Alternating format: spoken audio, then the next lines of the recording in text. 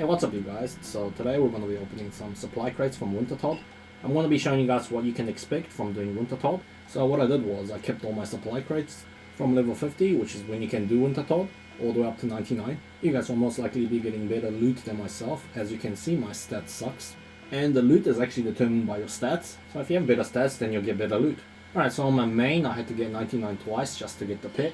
So the first time he reached 99, he got around 14 mil worth of supplies, and then for the second time he got 16 mil as he was higher level, as you can see on the left. That is what my Iron Man got after opening all the crates, and you can also see his stats underneath. So I didn't end up getting the Dragon Axe or the pet, but that's okay because I got the item that I wanted, which was the Tome of Fire. So what the Tome of Fire does is it gives you 8 magic attack and magic defense. It is also held in your offhand or your shield slot. You can also charge your Tome of Fire with burnt pages, and it's going to act like fire runes. So it's pretty good if you want to save inventory spaces. And you can get the burnt pages from opening the supply crates as well. They're not too rare, so you don't have to worry. As you can see on the right, that is the statistics that I got from my Twitter follower. As you can see, most people would actually get the full set before 500 crates. And the pet is pretty hard to get if you have bad luck, I suppose. But I mean, a friend of mine got it under 50 crates, so there's that. I think he got it around 30 or so crates, and of course Jess got hers around 300 to 350 crates, and of course I got mine around 1,200 crates. Oh yeah, and I haven't seen anyone who's actually gotten the Dragon Axe, so yeah, if you're going for that, then yeah, good luck on that. If you're a main account, you can always just buy a Dragon Axe. They're fairly cheap, so I don't see why not. And if you're an Iron Man, you're just gonna have to kill some DKs. They're not too difficult, so you don't have to worry. Anyways, moving on. Just a little tip on doing the Wintertodt. If you're a low level Iron Man like myself, you want to be using cakes for food, because at this level, eating a slice of cake is like essentially the same as taking a sip of Saradonna brew at high level. And the best thing about doing Wintertodt with 10 hit points is that when you get hit, you only get hit for 1s and 2s. Not to mention that you're regenerating 1 hit points at a time, so that essentially negates 1 hit. So that's pretty nice, being able to negate multiple hits just by regenerating. If you're not 10 hit points however, then the absolute cheapest food that you can have is Jug of Wine, as it doesn't really matter if you lose attack since you won't be attacking anything. But there is a downside to using a Jug of Wine. After you consume the wine, you'll be left with a jug. So that means you're going to have to drop the jug. It is not only an annoyance for you, it is an annoyance for other players as well. Because if they pick up your jug accidentally, then they'll have to drop the jug as well. But a jug of wine is definitely the cheapest food you can use for Wintertodt. Personally, I wouldn't use it even though it's cheap. Because when you drop an item, your actions is going to be cancelled. And that means you're going to lose XP. As you can't always wait till the end of the round to take a sip. So yeah, I just wouldn't use it. If you've unlocked the Warriors Guild, then you can buy potato with cheese for about 10 GPs each. But the downside to that is you only have 10 in stock. So I wouldn't use that either. If you haven't got the Warriors Guild unlocked, you can buy some stews from the bartender in Adi. He sells it for 20 GPs each. However, like the jug of wine, after you consume the stew, it'll leave a bowl behind. So yeah, I wouldn't recommend that as well. Instead, I would just use some fish, such as trout, salmon, tuna, lobster, and monkfish. The kind of food you should be eating is determined by your hit points, obviously. So if you have low hit points, trout and salmon will do just fine. Otherwise, just go with monkfish. Do not use things such as sharks or cromboan, as that is overkill. Same goes for sour brew. Just like the wine, after you consume it, it'll leave a vial behind. So yeah, don't go with sour brew. Next, I won't be bringing a follower for this minigame, as you can die from this minigame, and there's always that chance that you might be losing your follower. Even if you have the pet insured, why would you risk losing 1 mil for no apparent reason? Even though losing 1 mil might not be much for you, it's still 1 mil that you can save. But if you must bring your pet, then at least select and disable the left click to interact with your pet option. So by doing so, your character is forced to interact with your pet by using the right click option, so you don't have to worry about accidentally clicking on your pet. And just make sure that you turn your sound on, because when you take a hit while burning a log, your action is going to be cancelled. So just turn your music and your area sound off, as they're just distraction. So yeah, the sound is just the middle one. So don't worry if you don't catch any of these, as I'll be making a full-on Wintertodt guide later on. And the final tip I'm going to give you guys is do not stand directly next to the brazier when you're flitching the logs, as when the snowstorm hits the brazier, you will be hit as well. Instead, what you want to do is stand 1 square away from the brazier, so when you see the snowstorm, you don't have to worry about dodging it. Instead, you can just spam click on the brazier, and that way you're guaranteed to get the construction XP. Oh yeah, and Mod Ronin opened 1,000 crates. I'm going to leave the link to the video in the description below, so you guys can go check that out afterwards. So there's really not much else I can talk about. Instead, I'm just going to leave you guys with some Runescape music in the background, and you guys can see what I get from these crates. So yeah, I'll see you guys at the end of the video.